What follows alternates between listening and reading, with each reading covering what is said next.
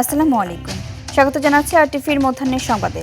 আপনাদের সঙ্গে আছে আমি আমরিন নিফা। চীনের প্রেসিডেন্ট শি জিনপিং এর সঙ্গে বৈঠক করেছেন প্রধানমন্ত্রী তারেক রহমান। বেজিংয়ের গ্রেট হল অব দ্য পিপলে স্থানীয় সময় শুক্রবার সকাল 10টায় এই সাক্ষাৎ অনুষ্ঠিত হয়। সাক্ষাতে শুভেচ্ছা বিনিময় করেন তারা। পরে অংশ নেন দ্বিপক্ষীয় বৈঠকে। এ সময় চীনের প্রেসিডেন্টের সঙ্গে বাংলাদেশের স্বার্থ সংশ্লিষ্ট বিভিন্ন বিষয় নিয়ে আলোচনা করেন প্রধানমন্ত্রী। এর আগে চীনের ঐতিহাসিক তিয়েনআনমেন স্কয়ারে অবস্থিত স্মৃতিস্তম্ভে পুষ্পস্তবক অর্পণ করেন বাংলাদেশের সরকার প্রধান। স্থানীয় সময় শুক্রবার সকাল 9:15টায় চীনের বীরদের প্রতি শ্রদ্ধা জানিয়ে এই পুষ্পস্তবক অর্পণ করেন তিনি। পুষ্পস্তবক অর্পণের পর কিছুক্ষণ নীরবে দাঁড়িয়ে চীনের বিপ্লবী বীরদের স্মৃতির প্রতি গভীর শ্রদ্ধা জানান প্রধানমন্ত্রী তারেক রহমান। সফরের দ্বিতীয় দিনে বাংলাদেশ ও চীনের মধ্যে 13টি সমঝোতা স্মারক সই হয়েছে। স্থানীয় সময় বৃহস্পতিবার বিকেলে বেইজিংয়ের গ্রেট হল অব দ্য পিপলে দুই দেশের মধ্যে অনুষ্ঠিত দ্বিপক্ষীয় বৈঠকে শেষে এই সমঝোতা স্মারকগুলো সই হয়।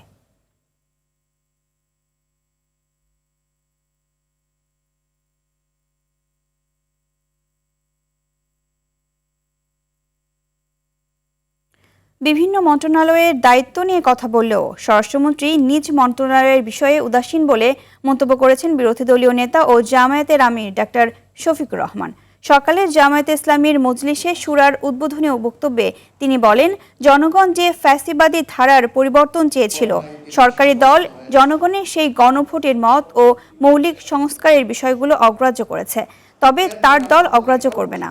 এছাড়া সরকারকে নিজেদের দায়িত্ব সঠিকভাবে পালন করার আহ্বান জানিয়ে ভালো কাজে সহযোগিতা করার আশ্বাস দেন।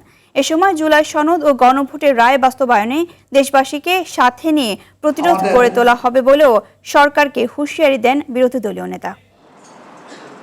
তিনি সকল মন্ত্রণালয়ের দায়িত্ব সংসদের ভিতরে পালন করেন, কিন্তু তার আপন মন্ত্রণালয় এটার দিকে নজর দেওয়ার কোনো সুযোগ নেই। এবং জনগণের দেওয়ার আয়কে সরকারি দল অগ্রাহ্য করলেও আমরা অগ্রাহ্য করব না। সরকার ভালো উদ্যোগ নিয়ে সহযোগিতা করব, গণবিরোধী যাই সরকার গ্রহণ করবে তার প্রতিবাদ করব এবং আমাদের সামর্থ্য থাকলে আমরা প্রতিরোধ করব ইনশাআল্লাহ। মাদকের বিরুদ্ধে অভিযান আরও জোরদার করার কথা জানিয়েছে মাদকদ্রব্য নিয়ন্ত্রণ অধিদপ্তর। চলতি বছরের ফেব্রুয়ারি থেকে এখন পর্যন্ত দেশজুড়ে 30,000-এর বেশি অভিযান পরিচালনা করা হয়েছে।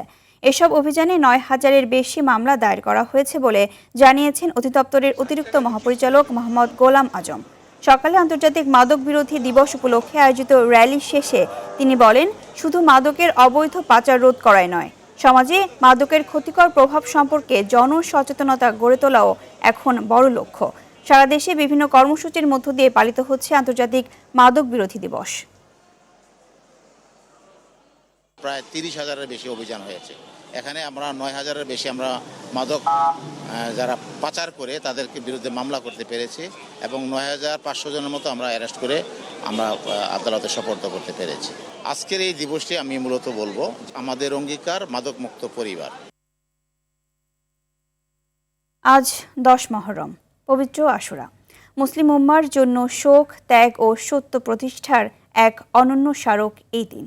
কারবালার শোকাবহ ও হৃদয় বিদারক ঘটনার কারণে দিনটি বিশেষ ধর্মীয় গুরুত্ব বহন করে। বিশ্বের অন্যান্য দেশের মতো বাংলাদেশেও যথাযোগ্য ধর্মীয় মর্যাদা, ভাব গাম্ভীর্য ও নানা কর্মসূচির মধ্য দিয়ে পালিত হবে পবিত্র আশুরা। হিজরি 61 সনের 10 মুহররম মহানবী হযরত মুহাম্মদ সাল্লাল্লাহু আলাইহি সাল্লামের দৌহিত্র হযরত ইমাম হুসাইন রাদিয়াল্লাহু তাআলা আনহু ও তার পরিবারের সদস্যরা এবং অনুসারীরা সত্য ও ন্যায়ের পক্ষে যুদ্ধ করতে গিয়ে ফুরাত নদীর তীরে কারবালা প্রান্তরে ইয়াজিদ বাহিনীর হাতে শহীদ হন। দিনটি উপলক্ষে রাজধানী ঢাকা সহ দেশের বিভিন্ন স্থানে ধর্মীয় আলোচনা, দোয়া মাহফিল, কোরআনখানি ও তাজিয়া মিছিলের আয়োজন করা হয়েছে। পবিত্র আশুরায় রাজধানীতে শোক মিছিল ও মাতম করছেন শিয়া মুসলিমরা। পুরান ঢাকার হোসেনি দালান শুরু হয়েছে মূল তাজিয়া মিছিল। মিছিলটি ধানমন্ডির জিগাতলা মোড়ে গিয়ে শেষ হবে।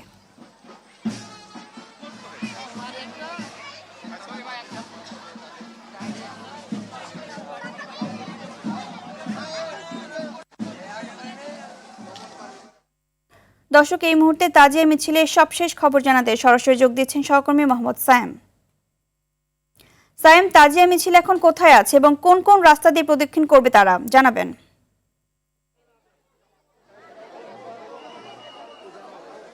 জি ইভা, আপনি যেমনটি বলছিলেন যে আজকে সকাল 10টা ঠিক সকাল 10টায় যে পুরান ঢাকার যে হোসেন দালান সেখান থেকে কিন্তু তাজিয়া মিছিলটি শুরু হয়েছে এবং শুরু হয়ে এখন পর্যন্ত আহ, আজিমপুরে কিন্তু মিছিলটি অবস্থান করছে। মিছিলটি এখান থেকে আজিমপুর প্রদক্ষিণ হয়ে নিউ মার্কেট হয়ে ধানমন্ডি জিকাতলায় গিয়ে শেষ হবে এবং সেখানে আমি আরেকটু জানিয়ে রাখি যে পুরান ঢাকা থেকে যে মিছিলটি শুরু হয়েছে এই মিছিলটি যখন জিকাতলায় অবস্থান করবে ঠিক একই সময়ে কিন্তু মোহাম্মদপুর থেকেও শিয়া মুসলিমদের কিন্তু আরও একটি মিছিল এসে সেখানে যুক্ত হবে এবং সেখানে কিন্তু আজকের মতো কিন্তু তাজিয়া মিছিলটি শেষ হবে। আমি আরেকটু জানিয়ে রাখি এখান থেকে কিন্তু যারা মিছিল করছেন বা আহ্বায়ক যারা রয়েছেন তাদের সাথে আমরা কথা বলেছি এবং যারা মিছিলে অংশগ্রহণ করছেন তাদের সাথেও আমরা কথা বলেছি। তারা আমাদেরকে যেমনটি জানিয়েছে যে হজরত মহানবী হজরত মোহাম্মদ সাল্লাল্লাহু আলাইহি সাল্লামের দৌহিত্র ইমাম হুসাইন তার সপরিবারে তিনি নিহত হয়েছিলেন কারবালার প্রান্তরে। সেখানে কিন্তু তাদের যে ভাষ্য মতে যে মুসলিমদের মধ্যে অনৈক্য থাকার কারণেই সেদিন কিন্তু এই হৃদয় বিদারক ঘটনাটি ঘটেছিল এবং তাজিয়া শব্দটি মূলত আরবি থেকে এসেছে, যার মূলত হচ্ছে যে শোক বা শোক প্রকাশ এ ধরনের একটি অর্থ বহন করে এবং সেই অনুযায়ী কিন্তু 10ই মুহররমের দিনটিকে যারা শিয়া মুসলিম যারা রয়েছেন শিয়া সম্প্রদায়ের তারা কিন্তু শোক এখানে কিন্তু এই ঘটনাকে কেন্দ্র করে কিন্তু তারা শোক প্রকাশ করছেন এবং সেই কারণে আমরা যেমনটি দেখতে পাচ্ছি যে তারা কিন্তু বিভিন্নভাবে যারা শোক প্রকাশ করছেন তাদের বেশিরভাগে পরনে কিন্তু কালো পোশাক এবং খালি পায়ে তারা এই যে মিছিলটি করছেন অর্থাৎ শোকের মাধ্যমে কিন্তু তারা করছেন। এখানে আমরা কিছুক্ষণ আগে আমরা দেখতে পেয়েছি অনেকে কিন্তু যে হযরত মুহাম্মদ সাল্লাল্লাহু আলাইহি ওয়াসাল্লামের যিনি প্রিয় দৌহিত্র হযরত হুসাইন রাদিয়াল্লাহু তাআলা আনহুর এই শহীদ হওয়াকে কেন্দ্র করে তারা যে শোক প্রকাশ করতে গিয়ে অনেকে কিন্তু চাকু দিয়ে নিজের শরীরে আঘাত করে নিজেকে রক্তাক্ত করেছেন। এ ধরনের দৃশ্যও কিন্তু আমরা আজকের এই তাজিয়া মিছিল থেকে দেখেছি। তো মিছিলটি এখন পর্যন্ত আজিমপুর এলাকায় অবস্থান করছে এবং সামনের দিকে অগ্রসর হচ্ছে। আমরা এই মুহূর্তে রয়েছি ঠিক মিছিলের যে একদম মাঝের যে অংশটা থাকে সেই মাঝে আমরা রয়েছি। এই মিছিলের একটি অংশ এখন পর্যন্ত কিন্তু পুরান ঢাকায় রয়েছে, আরেকটি অংশ কিন্তু ইতিমধ্যে আপনার নিউ মার্কেট এলাকায় পৌঁছে গিয়েছে এবং এই মিছিলটি ধানমন্ডির কয়েকটি সড়ক প্রদক্ষিণ করে তারা আবার যে মোহাম্মদপুর থেকে যারা মিছিল নিয়ে আসছেন তাদের সাথে কিন্তু একত্রিত হয়ে জিগাতলায় শেষ হবে বলে আমরা কিন্তু জানতে পেরেছি। তো ইভা, এই ছিল আমার কাছে তাজিয়া মিছিলের মতো থেকে সর্বশেষ। ইভা, ধন্যবাদ আপনাকে। কৃষিবিদ ইনস্টিটিউটে আন্তর্জাতিক নির্যাতন দিবস উপলক্ষে মায়ের ডাকের আলোচনা সভায় কথা বলছেন বিএনপি মহাসচিব ও স্থানীয় সরকার, পল্লী উন্নয়ন ও সমবায় মন্ত্রী মির্জা ফখরুল ইসলাম আলমগীর। আমরা সরাসরি যুক্ত হচ্ছি সেখানে। চাই তাদের স্বীকৃতি চাই, তাদের আইনের যে শক্তি সেই শক্তি তাদের হাতে তুলে দিতে চাই। আমি সবসময় বলি যে আমি এই মেয়েটাকে খুবই শ্রদ্ধা করি, ওকে সালাম জানাই, স্যালিউট করি। এই জন্যে সবচেয়ে কষ্টের সময়গুলোতে যখন কেউ রাস্তায় বেরোতে সাহস করছে না, কথা বলতে সাহস করছে না, তখন এই মেয়েটা জেনেভা পর্যন্ত গেছে নিজের চেষ্টায় যে এনফোর্স যে ব্যাপারে ইউএনও কিছু করলে। আমি ধন্যবাদ জানাতে চাই ইউনাইটেড নেশনসকে, তারা এই কাজটা খুব দ্রুততার সঙ্গে এই তদন্ত করেছেন, তদন্ত করে আমাদেরকে রিপোর্ট দিয়েছেন।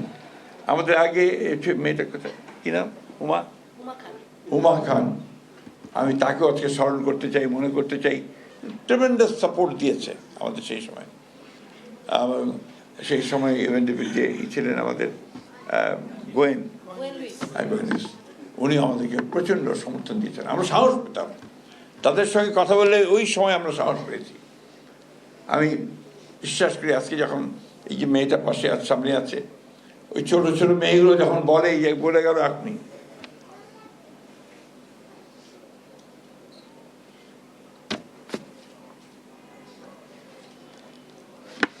কষ্ট রাখা যায় না।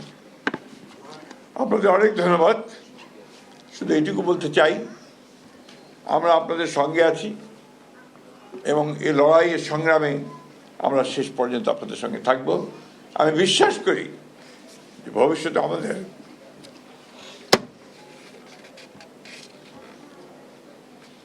আর এই কষ্টের শিকার হতে হবে না। ধন্যবাদ সকলকে। দর্শক, এতক্ষণ শুনছিলেন মির্জা ফখরুল ইসলাম আলমগীরের বক্তব্যের অংশবিশেষ। চীনের প্রেসিডেন্ট শি জিনপিং এর সঙ্গে বৈঠক করেছেন প্রধানমন্ত্রী তারেক রহমান। দর্শক, চীন থেকে প্রধানমন্ত্রী চীন সফরের সর্বশেষ খবর জানাতে সরাসরি যুক্ত হচ্ছেন সহকর্মী মাইদুল ইসলাম রুবেল। আমরা রয়েছি বেইজিংয়ে। প্রধানমন্ত্রীর আজকের দিনের যে গুরুত্বপূর্ণ কর্মসূচি সেটি কিন্তু শেষ করেছে। সকালে বীরদের প্রতি শ্রদ্ধা জানিয়ে দিনের কর্মসূচি শুরু করেছিলেন। এরপর চীনের প্রেসিডেন্ট শি জিনপিং এর সাথে বৈঠক করেছেন প্রধানমন্ত্রী তারেক রহমান। সেখানে বেশ কিছু গুরুত্বপূর্ণ বিষয় উঠে এসেছে। কয়েকটি চুক্তি এবং বেশ কিছু সমঝোতা স্বাক্ষর হওয়ার কথা কিন্তু আমরা শুনেছি। কিছুক্ষণের মধ্যে সংবাদ সম্মেলন করে প্রধানমন্ত্রীর প্রেস উইং সেটি আমাদের নিশ্চিত করবেন যে কি কি চুক্তি হয়েছে বা কি কি সমঝোতা স্বাক্ষর হয়েছে। এবং তারপর চীনের কমিউনিস্ট পার্টির মিউজিয়াম পরিদর্শন করেছেন প্রধানমন্ত্রী তারেক রহমান। তবে এই চীন সফরে 5 দিনের চীন সফরে আজকের দিনটি শেষ দিন, যেমন তেমনি আজকের দিনের চীনের প্রেসিডেন্টের সাথে প্রধানমন্ত্রীর বৈঠকের দিকে কিন্তু সবাই তাকিয়েছিল।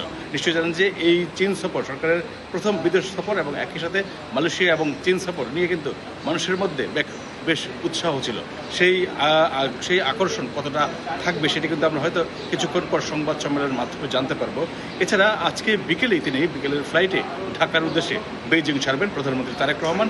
এবং আমরা যেটি দেখেছি, গতকাল প্রধানমন্ত্রীর কার্যালয়ের মুখপাত্র মাহাদি আমিন কিন্তু জানিয়েছিলেন যে তখন পর্যন্ত 13টি এমইউ স্বাক্ষর হয়েছে, যেখানে ব্যবসা বাণিজ্যের পাশাপাশি শিক্ষা, আইটি, চিকিৎসা সহ আসলে গুরুত্বপূর্ণ বিষয় নিয়ে কিন্তু আলোচনা হয়েছে। এবং এই দেশের শীর্ষ ব্যবসায়ীদের সাথে, ব্যবসায়ী নেতৃবৃন্দের সাথে তারা কিন্তু বৈঠক করেছেন প্রধানমন্ত্রী তারেক রহমান। এবং সেইখানে কিন্তু অনেকে মূলত তাদের যে লক্ষ্য বাংলাদেশে বিনিয়োগ বাড়ানোর বিষয়গুলো কিন্তু উঠে এসেছে। এবং একই সাথে বিনিয়োগ বাড়ানোর পাশাপাশি দেশে যাতে কর্মসংস্থান বৃদ্ধি পায় তার জন্য কিন্তু বড় বিনিয়োগের কথা শোনা যাচ্ছে। মংলা সমুদ্র বন্দর, মংলা ইপিজেড এবং চট্টগ্রামের আনোয়ারেতে নতুন ইপিজেড করার কথা কিন্তু আমরা শুনছিলাম যেখানে বড় বিনিয়োগ হবে। এবং একই সাথে বাংলাদেশের সমৃদ্ধি আনতে, ব্যবসা বাণিজ্যের প্রসার ঘটানোর জন্য এই সফরকে গুরুত্বপূর্ণ হিসেবে দেখছে বিএনপি এবং রাজনৈতিক সংশ্লিষ্টরা। কিছুক্ষণের মধ্যে সংবাদ সম্মেলনের মাধ্যমে আমরা হয়তো জানতে পারবো তাদের প্রত্যাশা কতটুকু চলতে পারলো। ঠিক আছে, সেটি হচ্ছে কি আমরা কিছুক্ষণের মধ্যে সংবাদ সম্মেলনের মাধ্যমে জানতে পারবো। এই ছিল বেইজিং থেকে সবশেষ খবর আমার কাছে। ইভা, ধন্যবাদ আপনাকে। দর্শক, মধ্যাহ্নের সংবাদ এ পর্যন্তই। দুপুরের সংবাদ পৌনে 2টায় দেখার আমন্ত্রণ রইল। ধন্যবাদ সবাইকে।